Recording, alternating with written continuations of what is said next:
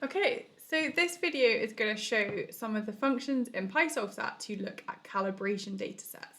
And this can be really helpful for checking that you're using each model like it's suitable for the data that you're applying it to. So if we go to the Read the Docs page as normal, and then you're going to scroll down, and this is under Other Useful Functions. And then you're going to click Plotting Calibration Datasets. You can then click here, Download View in MB Viewer as normal.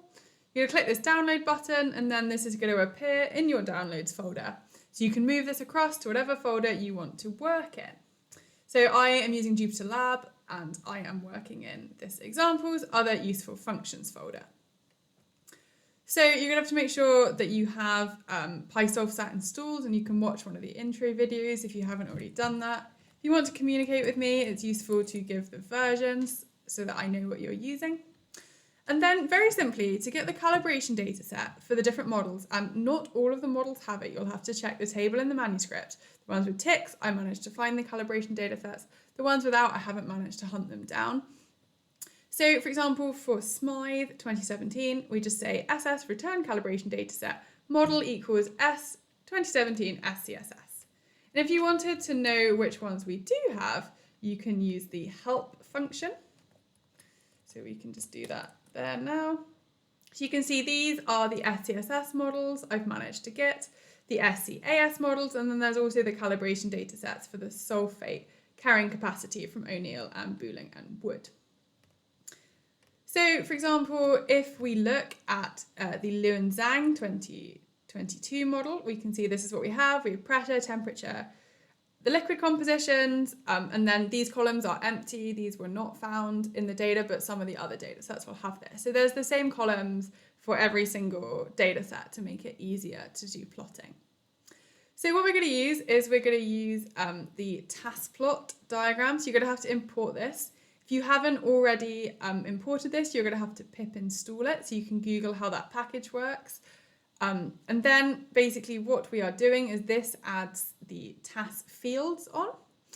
We're plotting a three-part subplot where we basically have A, B, and C. So this uses the figure mosaic from Matplotlib. So it's basically saying I want like a four-part grid, but the top two panels are the same and then the bottom are separate. So you can see that makes one big thick figure and then two smaller square figures underneath. So on the thick figure, we're plotting silica versus sodium plus potassium for each of the models. And then on the lower left, we're plotting pressure versus temperature. And on the third one, we're plotting magnesium versus iron, for example. So you can choose any of these, what you want to plot. So here, you can just do it quickly by changing MGO. You could put CAO if you wanted to here. So what you can see is you can see the different models in task space and any other two component space that you want. We can do exactly the same thing for the SCAS models, so we can get the calibration data sets and we can plot them on a task diagram. So you can see here that the newer models really have filled out all of major element space. Now you can examine this and get an idea of what system you want to do, and you can load in your own data. So here we're loading in some data from the Masota 2015 supplement from Pinatubo, and we're just loading it in as a data frame. You could also load it in using the PySolveSat functions. I know it's in the right format already. And then I am just plotting this on top of the other data. So you can see I've just added one extra line to plot the Pinatubo data, and I'm making it a yellow like star. So you can see pretty much all of the models. This is reasonably well calibrated in compositional space. You might want to look at some other elements. And again, it's reasonably well represented in pressure, temperature, and FEO MGO space. So you can be reasonably confident with how the model predictions are doing for this. So I'd highly recommend doing this when you work in a new system to help you choose which SCSS and SCAS model to use.